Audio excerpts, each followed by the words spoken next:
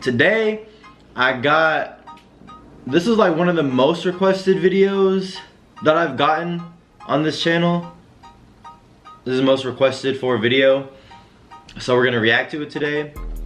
But really quick before we react to it, I just wanted to kind of tell y'all something. Since a lot of y'all are new and y'all, you know, have been here for maybe a month or so, I want y'all to understand when I say this. It's been 2 years now. I've non-stop been uploading 3 videos. I started at 4 videos a week on YouTube, then 3 videos, then 2 videos to 1, to back to 3, back to 2, back to 1.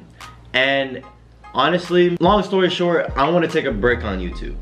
That does not mean I'm gonna stop uploading. Just hear me out. A lot of y'all I know will understand. There's just been a lot of stuff I wanna do. Mainly, the one thing I mainly wanna do is make a song, and that itself requires a lot of work. There's a lot of other stuff I wanna do on top of that. And I've been wanting to make a song for like a couple years now, maybe like 1 or 2.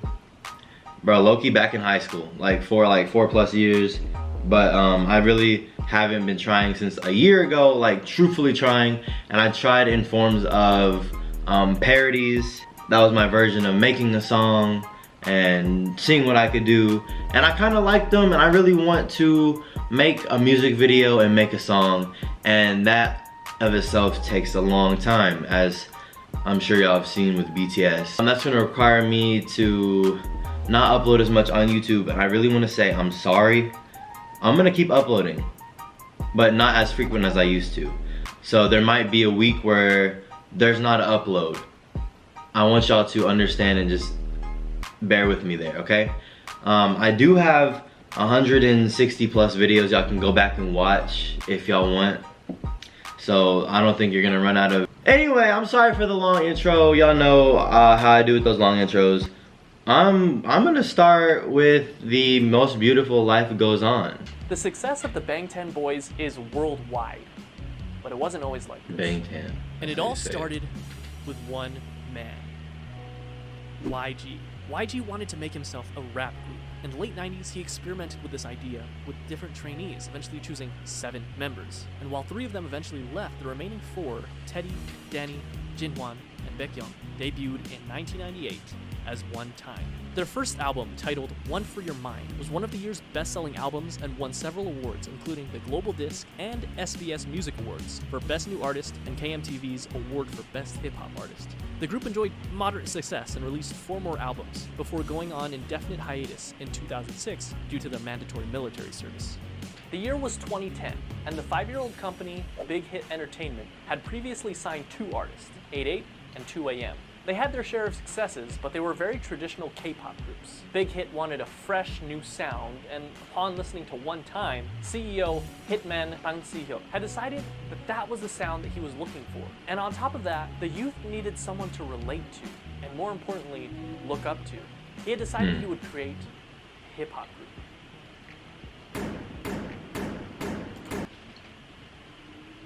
Y'all already know my thoughts on RM. I ain't gonna explain it. If you know, you know. If you don't know, I got a couple. Nah, you know what? I'm gonna explain it because some people's new here. RM is my bias. That's what people call him for me. Oh, so you know, RM's your bias. That's all I gotta say. RM's my bias, bro. Every time his face and I hear him, I'm like, yo, you know what I mean? Or like, Sugar or Agust D, whatever you want to call him. He goes by many names. I just gotta say that. I just gotta put that out there right now. So whenever RM, y'all look at my face, I'll be like, hey, you know. At 15 years old, Kim Namjoon auditioned for a certain Big Deal Records, which he completely botched, forgetting the lyrics to the song he was performing. Afterwards, fellow rapper Sleepy recommended that he try auditioning at another label, Big Hit, and even put in a good word for him to one of the producers there. At age 16, Kim auditioned in front of Bang Si-hyuk himself and instantly impressed him. He was offered a deal with Big Hit on the spot, which Kim accepted and became a trainee, officially choosing a name for himself, Rap Monster, destined to become the leader of the newly created group. RM, that's my boy! Now that a fearless leader was chosen, they needed more members. Yeah, Agust. Min Young-gi was a 17-year-old living in Daegu, an avid basketball player and rapper. He had been interested in music, especially rap, from a very early age, and despite his parents' disapproval, started performing as a rapper while still in high school. He quickly gained attention as a rapper and producer in the underground hip-hop scene. One day he saw a flyer for a rap competition called Hit It and decided to participate. And although he only placed second, the company hosting the competition, you guessed it, Big Hit, decided to sign him on as a producer. Hitman Bang spoke with him afterwards, convincing him to join a newly created hip-hop group. He told him to just focus on rapping and assured him that he wouldn't need to dance. He was lying. And just like that, the new group had a second member, known as Suga, a combination of the first two syllables of shooting guard, his favorite position in basketball. Oh, Suga, shooting guard. Wow. I'm be honest, I didn't know that. And I'm be honest, I can hear it playing in the background. They wouldn't stop there. Rappers were nice, but Big Hit actually needed a dancer. Okay. Jung Ho-seok always loved dancing. He was in the starting lineup of the dance crew Neuron in his hometown, Gwangju. He was good at it too, winning several local championships and even winning a championship at the national level. Bro, their choreography, bro, the choreography is fire. If y'all haven't seen any of their choreography videos or any of the music videos, go watch it after this video. Go watch it. It's fire. 2008.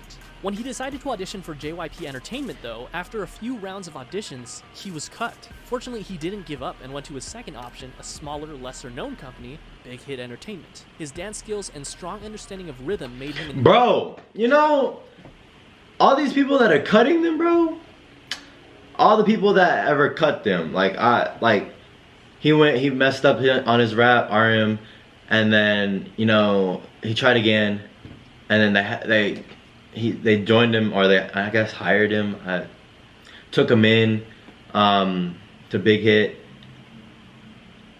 So that company missed out. And then Suga, I think he got cut from another somewhere too, and then Big Hit hired him on, and then he made it, and then now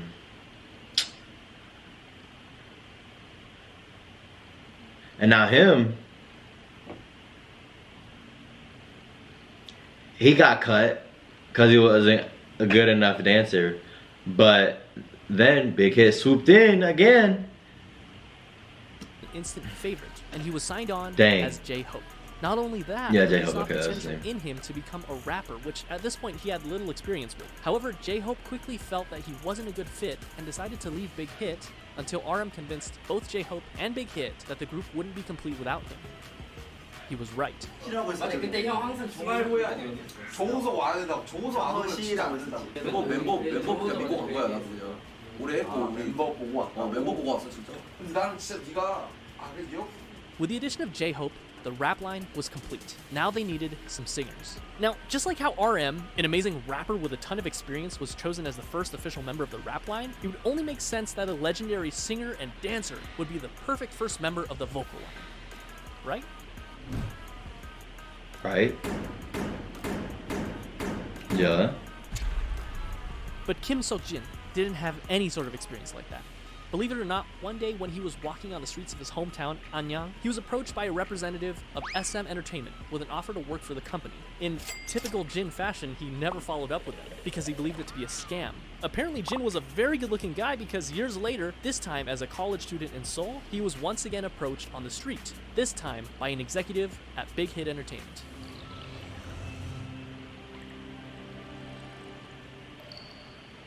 He didn't sing, he didn't dance. He was at school to become an actor, and he decided to audition to become an actor. Big Hit, however, had different plans for him. I remember convinced him that. to become a vocalist for their new group.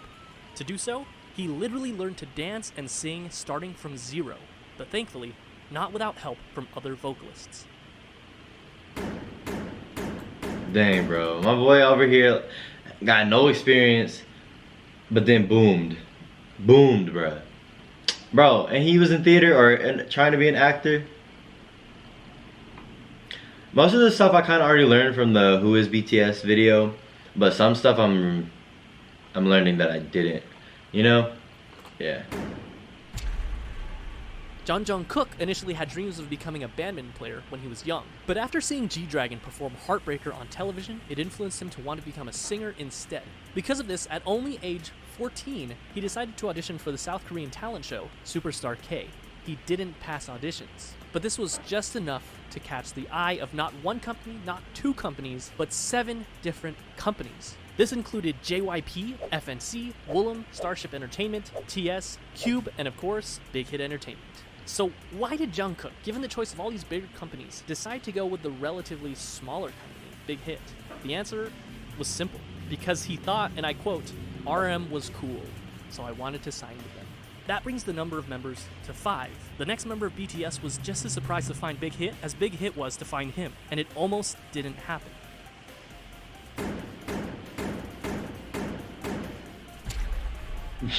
Kim Tae-young was always passionate about music, and it was always his dream. Oh, wasn't it his birthday a while ago? However, it was hard, as his family was poor, his parents being humble farmers. His father told him that if he was passionate about music, he should learn an instrument, and he did, spending 3 years practicing with the saxophone.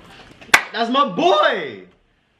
That's my boy. I used to play alto saxophone in high school, bro. I mean, I wasn't actually, yeah, I wasn't like the best or anything. But I could do a lot of stuff that a lot of people wanted to do. Just saying. I ain't gonna speak on it. His friends decided to audition for Big Hit Entertainment when they were holding auditions in his hometown of Daegu. Taeyoung, being a good friend, came with him to keep him company. But when one of the team members in charge of the audition saw Taeyoung, he encouraged him to audition as well. With nothing to lose, he did. That day, he was the only one in Daegu to move on to the next round of auditions, and eventually became a trainee for Big Hit Entertainment. Dang, imagine you're just going with your friend to auditions, and then they're like, oh, you should audition too, and then you audition and you make it and your friend does it. Bruh, that's gotta be. Keep him as a surprise member and didn't want to reveal him to to the members until his debut. In the same vein, Big Hit had him choose something mysterious for his stage name. He decided to go with V for victory. Here seems like a nice round number to stop, right? 6 members for a new hip-hop group, 3 rappers and 3 vocalists. It seems like a complete group, but still there was something missing. Someone was missing. Someone that could take this already great group of artists and push it even further to achieve perfection. A powerhouse. Someone so naturally talented that they could stand out in a room full of already talented artists. This project that Big Hit had embarked upon needed a capstone.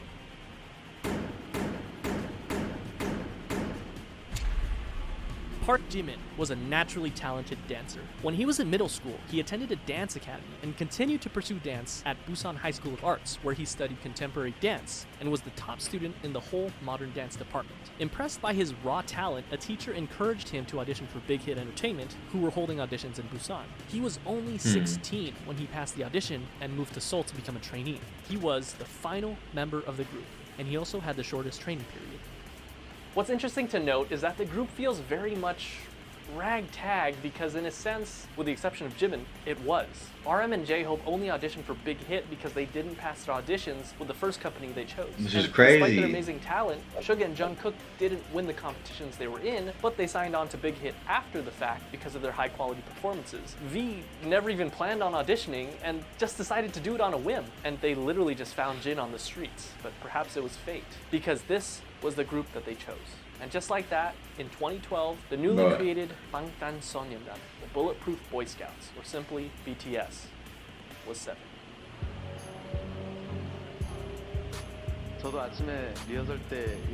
Bro. They had the group. Yo, that's crazy how bro, I thought it was reading my words. I don't want the captions on.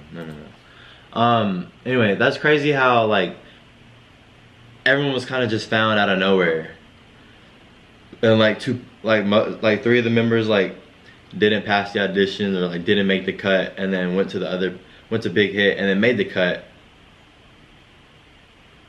That's just crazy, like missed opportunity for these other companies. I mean, it worked out, didn't it? Shoot. They still needed the music. In early 2013, they set out to create some social media presence for themselves before officially debuting, posting song covers on both SoundCloud and YouTube, which you can still go watch today. In May, Big Hit launched a countdown clock on their website in preparation for BTS's debut album, complete with a trailer and a ton of promotional material, including photos for the first time of all the members in the official lineup.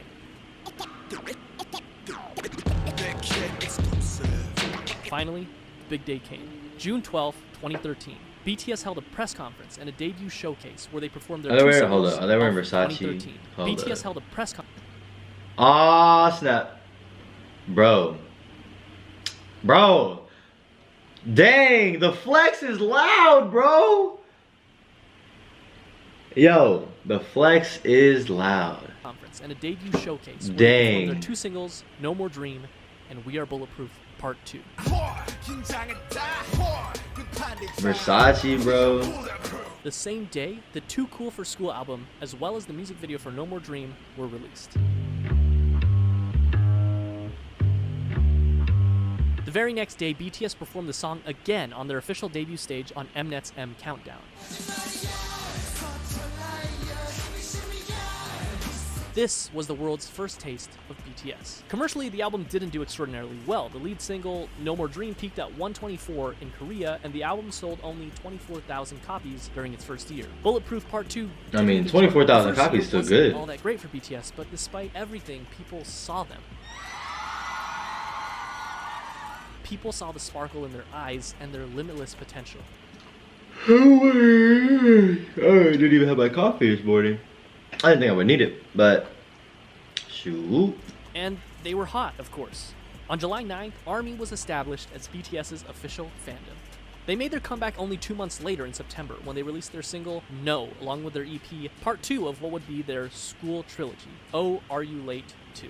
In the music video for the single, they made a commentary on the harsh Korean education system, along with their previous themes of hopes and dreams. No peaked at 92 in Korea, but also quickly fell off the charts. The album debuted at number 4 on the Gaon Weekly chart and was the 55th best-selling album in South Korea that year. This was enough to secure them the coveted New Artist of the Year award at the Melon Music Awards, the Golden Disc Awards, and the Seoul Music Awards. Part 3 of the School Trilogy was released in February of 2014, the EP, School Love Affair. This time, the lead single was Boy in Love.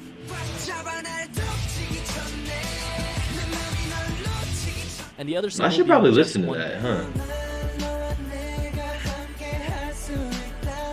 The album, as well as both singles, enjoyed moderate success, with the album topping the Gaon album chart, as well as making its first international appearance at number 3 on the Billboard World Albums chart. The album also marked their first distinctive change in theme, focusing more on school life and young love, as evidenced by their Boy in Love music video. They also held their first fan meetings with a crowd of 3,000 in Seoul. BTS was doing well.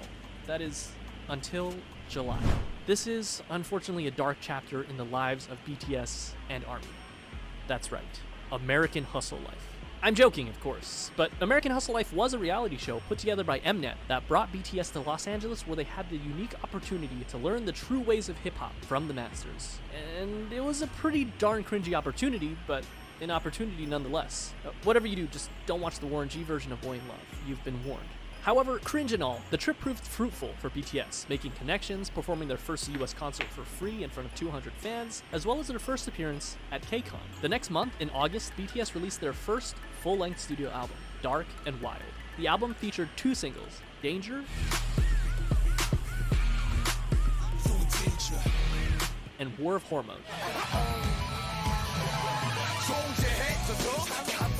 The album featured a marked shift in sound with a touch of R&B and electronic. It was met with moderate success. It peaked at number 2 in Korea, Trying to learn, selling take over it all in. 200,000 albums. In October and again in May of the following year, BTS went on their first and second concert tours, known as the Red Bullet Tour, where they visited 13 different countries, including Japan, the Philippines, Australia, the US, Mexico, and many others. They also came out with their first Japanese album in December, Wake Up, featuring many Japanese versions of their songs, as well as original tracks Wake Up and The Stars, followed by a Japan tour and a solo concert in Korea. Dang, I don't know if that's sweat or if he just got wet somehow, but I mean, there's the hard work, blood, sweat, and tears. And that's something y'all wanted me to react to? I don't know. I'm sure someone will tell me in the comments. Although Dark and Wild got decent attention, they needed something different. They needed something that would shake things up. They got to work. April 29, 2015 was their comeback. When this album was 2015. produced, each member had a hand in writing songs for the album. They again changed their sound, from aggressive hip-hop to youthful, colorful styles. And not only their sound, but their image as well. This can be evidenced by their newest EP, The Most Beautiful Moment in Life. And just by looking at the album cover, they ditched the dark colors and the bulletproof vest symbol that had become so synonymous with BTS, and replaced it with a simple white and pink background overlaid with the title. And then, they dropped the single that would change everything. I Need You.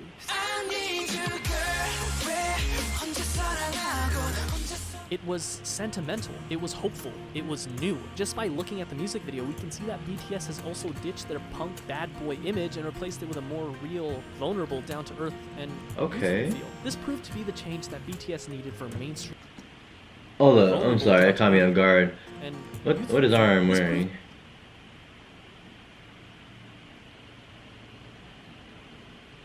Sorry, there's no problem with that. It just caught me off to guard. be the change that BTS needed for mainstream success. Billboard called it one of the greatest K-pop songs of the decade. It charted at number 5 in Korea, and even led them to their first music show win on SBS MTV's The Show.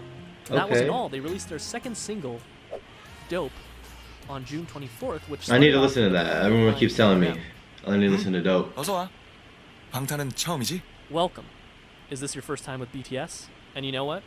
For a lot of people, It was. In a Hey, way, I knew their it. first studio album and tour can be seen as their stepping stone between old school BTS and new school. In November, they came back with their follow-up EP, The Most Beautiful Moment in Life, Part 2, the second EP in what would be dubbed the Youth Trilogy, which featured the single Run.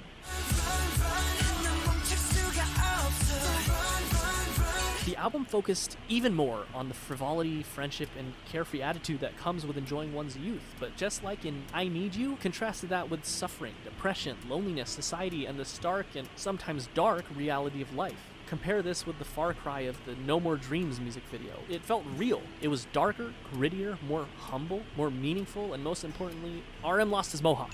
Run also connected narratively with their previous single. And most importantly, RM lost his mohawk. RM lost his mohawk. Run also connected Man. narratively with their previous single, I Need You, and another video released in September titled On Stage Prologue established what would come to be known as the BTS universe, or the BU, which would eventually Heard about combine that. music videos, short films, books, short stories, webtoons, and even a mobile game to create a cohesive story. And I won't go down There's this a rabbit hole game? because there is a lot to digest, but it's definitely something to look into What? if you're a hardcore army. The same month, they kicked off their third tour, The Most Beautiful Moment in Life On Stage Tour, where they performed There's a songs game? from their two recent EPs, Part 1 and Part 2. And Part 2 I'm shook. was a hit, their biggest so far. It topped the weekly Gaon album and Billboard World Albums charts, and on Billboard, it stayed there for multiple weeks, the first K-pop act to do so. It also appeared on the Billboard 200 albums chart, not world albums, which is reserved for foreign non-English songs, but simply the top 200 albums, peaking at 171. Which is kind of amazing considering that this was back in 2015. They also received Best World Performer at the 17th Mnet Asian Music Awards. This brings us to Part 3 of the Youth Trilogy, The Most Beautiful Moment in Life, Young Forever, released on May 2nd, 2016, which featured probably my favorite BTS album cover. Young Forever was actually a compilation album of parts 1 and 2, so it was mostly the same songs, but it was notable that it had some new singles, Epilogue, Young Forever, Fire, and Safe. The latter two performed exceptionally Fire, well, that's with both another songs one. topping the Billboard World Digital Songs chart. Yup. This was also the second I BTS gotta album to listen to chart that. on the Billboard 200 at 107, and it topped both the Gaon weekly and monthly chart, which earned BTS their first Daesang. 방탄소년단 축하드립니다. Album of the Year at the 8th Melon Music Awards. They went on to do the second half of their tour, The Most Beautiful Moment in Life On Stage Epilogue, selling out many of their concerts and even selling out KCON in the US where they headlined the event. In September, they dropped their second Japanese album, Youth, featuring Japanese versions of tracks from their previous 3 EPs, which went gold and peaked at number 1 on Japanese Okay. charts. And only a month later, in October of 2016, it happened. BTS Bro, dropped their second every time, bro, their choreography is just like it never fails to like leave me in awe. Like what? You know what I mean? It like never fails to just like shock me and like not that I'm like shocked like oh this is actually good. Like it's good. Like, it's not like sloppy, it's like very cut clean and like in sync. I understand if it's like 2 dancers. Okay, you know, that's not that big of a deal. But 7 people all in sync, that's just something that's amazing. Imagine 100 people all in sync. Pretty sure this happened somewhere before. But yeah. Studio album, Wings. It sold over 500,000 copies in its first week. Oh, In comparison, The Most Beautiful Moment in Life, Part 1, released just the previous year, which topped the Gaon chart, sold about 500,000 in its entire lifetime. Wings was big, but the true showstopper was its lead single, Blood, Sweat, and Tears. That's something y'all told me to watch too. Which got them their first all-kill, topping 8 music charts in South Korea. Its music video gained 6 million views in the first 24 hours, which broke the YouTube record for the highest number of views of a K-pop group music video within 24 hours. The album hit number 26 on the Billboard 200, the highest ever charting K-pop album on Billboard. They ended up selling 1.5 million copies in South Korea's ever chart. Wait, where is this? Oh, Wings, okay. A country song is above that? I'm sure it's country. I'm just assuming because of this right here. Let me know how y'all feel about country in the comment sections, because yeah, I'm gonna talk on it. On Billboard. They ended up selling 1.5 million copies in South Korea in 2016 alone, and it netted them the Artist of the Year award at the Mnet Asian Music Awards that same year, the first non-Big 3 artist ever to receive that award. 수상자는 방탄소년단.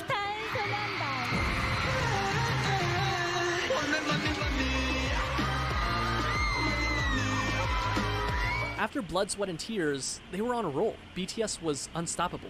In February of 2017, they released the instant hit Spring Day, which, quoting a Korean reviewer, embodied nostalgia and sorrow and opened a new chapter in BTS's aesthetics and lyricism, and attracted fans across generational boundaries. Which, by the way, is still on Korean charts after nearly 4 years, and the same day I'm writing this, it ranked number 53 on Melon. It won Song of the Year at the 9th Melon Music Awards. After the release of Spring Day, they went on yet another tour, the 2017 BTS Live Trilogy, Episode 3, The Wings Tour. The tickets sold out within minutes, including in the United States, the first K-pop artist to do so, and went on to win Best Social Artist at the Billboard Music Awards. The first for a Korean artist, but they would go on to win this award 4 years in a row. The next year was a period of massive growth for both the group's popularity as well as their style. They released the Love Yourself series, starting with Love Yourself Her in September of 2017, Love Yourself Tear in May of 2018, and Love Yourself Answer in August of 2018. 3 albums that gave us some of the most classic BTS songs that we know and love today, such as Mic Drop, Mike Bungie, and Fake Love, yeah. Yeah, those are all the ones I recently reacted to. What was the one they talked about? Euphoria. Okay, Euphoria. Okay, I haven't reacted to that yet. Idol. I haven't reacted to that yet either. And of course, DNA. I just reacted to that. That was great. all 3 albums were commercial successes, Her being their first album to top 2 million album sales. But Tear and Answer also did equally well. These 3 albums, as well as their Japanese album, Face Yourself, proved that they weren't done yet, not even close. During this time, they shattered countless records. Their singles went platinum, they topped charts, they won awards. And not only did they break YouTube records, but they broke records that they themselves set again and again and again. This is the period where BTS really started enjoying global recognition, working with huge artists such as Nicki Minaj, Designer, and Steve Aoki. It wasn't their first time having international features on their songs, but it was definitely the biggest. And even though they were already, without a doubt, the biggest act to ever come out of South Korea, they had their eyes set even higher. They went on tour once again for the Love Yourself World Tour. During this tour, they collaborated with Steve Aoki to make the song Wasted on Me.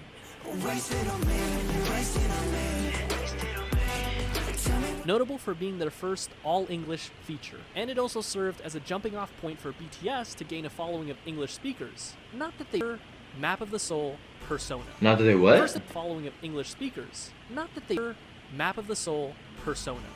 First things first, you can't mention Map of the Soul Persona without mentioning Boy With Love. It was simple math. What do you get when you cross the singer of one of the best charting songs of all time that went platinum 59 times in 13 different countries with, without a question, the most globally dominant pop group of all time? Well, you get this.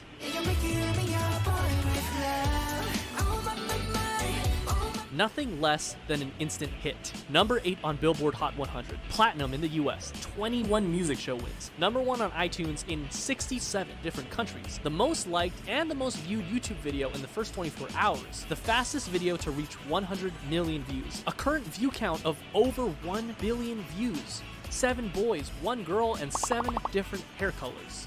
They were the talk of the town, invited to talk show after talk show after talk show. The second single on the album was Make It Right. I can make it right. Written by Ed Sheeran himself, including a version featuring Loud. The album debuted at number 1 on Gaon and sold 3.2 million copies its first month, and that's only in Korea. It became the best-selling album in South Korea ever. It swept every major Korean music show, winning Album of the Year in each one. They followed up this legendary EP with the Love Yourself, Speak Yourself World Tour, where they sold out both the Rose Bowl and the Wembley Stadium in only an hour, the only non-English speaking act to do so. They even performed as a solo act in Saudi Arabia, the first foreign act to do that. The last stop of their tour was at South Korea's largest venue, the Seoul Olympic Stadium. They ended up grossing $200 million. During this time, they also created a visual novel-style game for mobile devices called BTS World, where the player can interact with the members. This also came with an original soundtrack with tracks Another app? Western artists. Zara Larsson, Charlie XCX, and Juice WRLD for the tracks A Brand New Day, Dream Glow, and All Night, respectively. In December of 2019, wait, Juice WRLD was in the featuring Western artists. Zara Larsson, Charlie XCX, and Juice WRLD for the tracks A Brand New Day, Dream Glow, and All Night, respectively. Juice WRLD collab In with December them? of 2019, Yo, the group swept what? the grand prizes for both the Melon and Mnet Music Award shows, the first artist to do that. Map of the Soul Persona was legendary, truly a marvel in modern music. So, did he just fly over the couch? Was legendary, truly a marvel in modern music. So, I would've busted how my could ass. BTS follow up No the cap. best-selling album in South Korean history, you may ask? Easy. Make an even better selling album. And that's what they did with Map of the Soul 7. The album was released on February 21st of 2020, featuring the singles Black Swan. Oh yeah, that was good. I like that one. And On.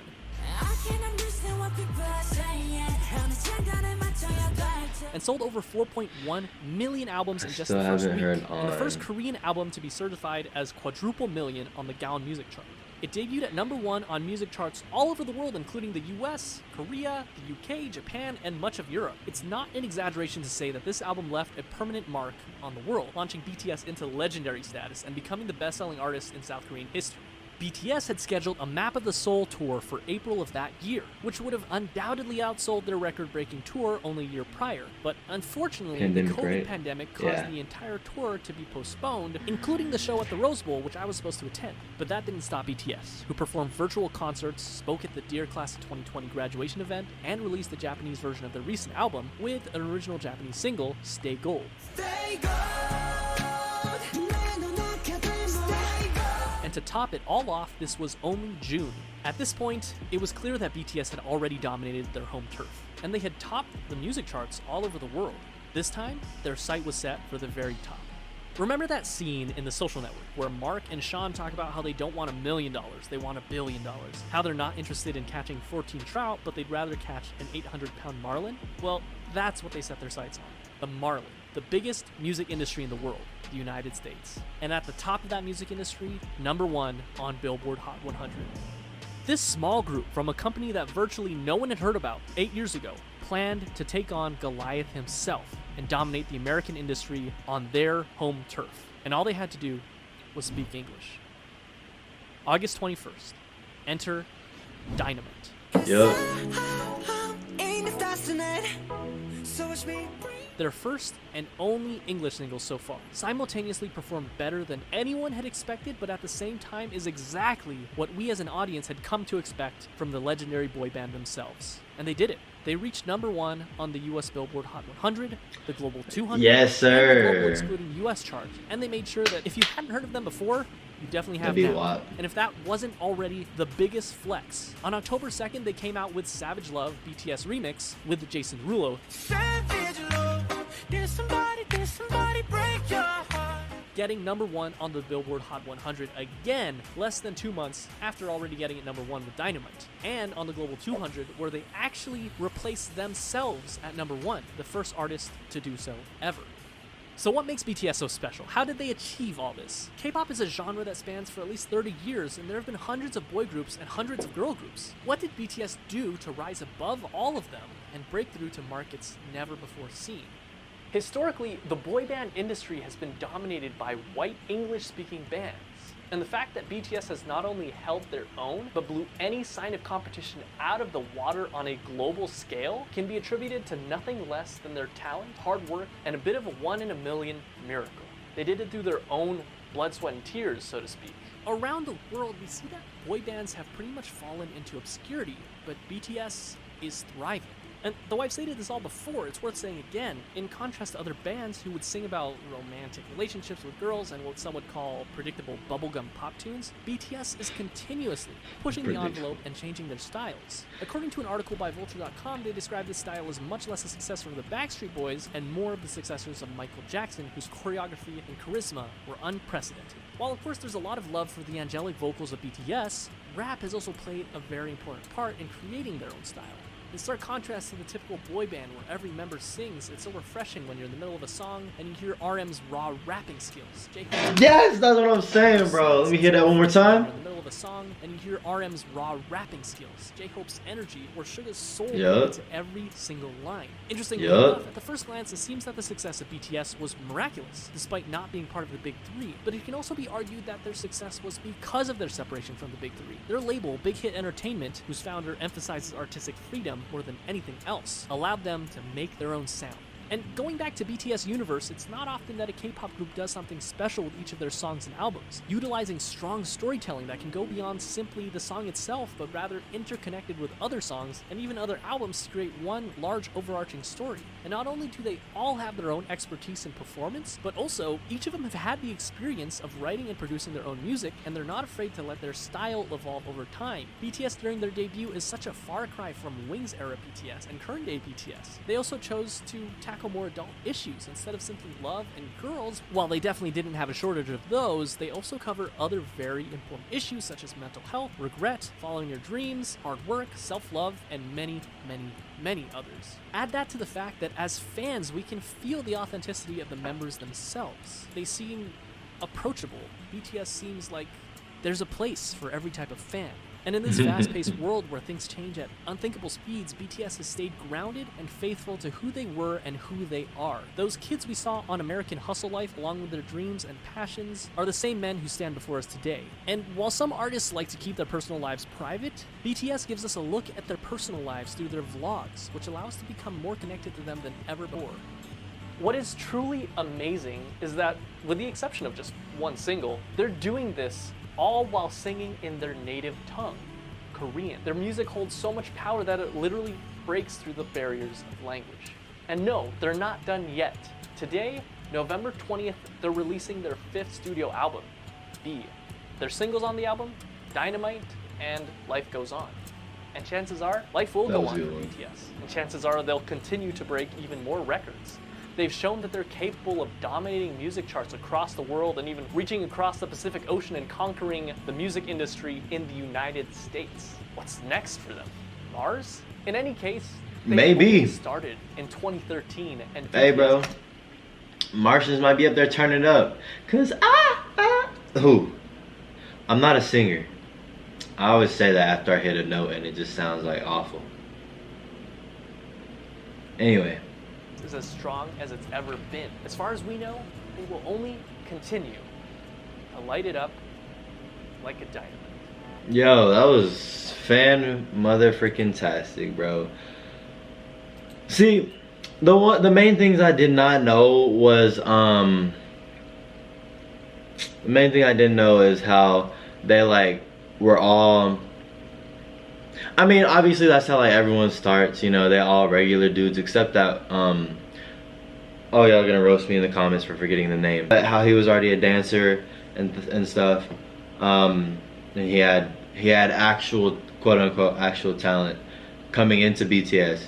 Everyone was just kind of like, you know, RM was, I think, already RM and Sugar were already rappers, I believe. Sugar was like performing at rap battles, at least that's what I saw in the video, and other things like that. Anyway, interesting to see how like you can get turned down and then another company be like, you know what, yeah, we'll take you in, and then y'all be on top. I just thought that was cool. But with that being said, like I said in the very beginning of the video, if you missed it, that I'm going to be taking a little break from YouTube, not quitting, but I definitely might be missing upload days due to the fact that I just moved out. I'm trying to get everything set up. I want to get this background set up because I don't think everyone's too excited to see this as a background, you know. I know I'm not. I'd rather see something, you know, like maybe a picture here or something, you know, like right there, like a picture or something. I want to focus more on Instagram and TikTok for a while. Probably not going to be focusing on Instagram and TikTok, but that's what I'd rather do at the moment because those are places where they lack they just lack effort and time put into. And also I'm still gonna be probably recording videos for sure. It's just the editing part. I'm gonna be looking for an editor that doesn't charge out the ass. I'm gonna be looking for an editor, but I just want y'all to know, like, y'all don't have to unsubscribe. Please stay subscribed. I'm gonna keep uploading. That being said, make sure y'all like, comment, and subscribe. Let me know what y'all want to see next in the comment section. I'm gonna be working on recording videos, but editing videos I'm gonna slow down on for now, and uploading videos. So I hope y'all understand. Hope y'all are ready to hear what kind of music I'll be making, because I don't even know. I just want to make some kind of music that I can enjoy and that other people can enjoy. Like, I make videos that people can enjoy. I want to try to make some songs that people can enjoy. But with that being said, make sure y'all like, comment, and subscribe. Turn on post notifications so y'all can get updated whenever I do upload. And I'll catch y'all in my next video. Hope y'all enjoyed. Peace.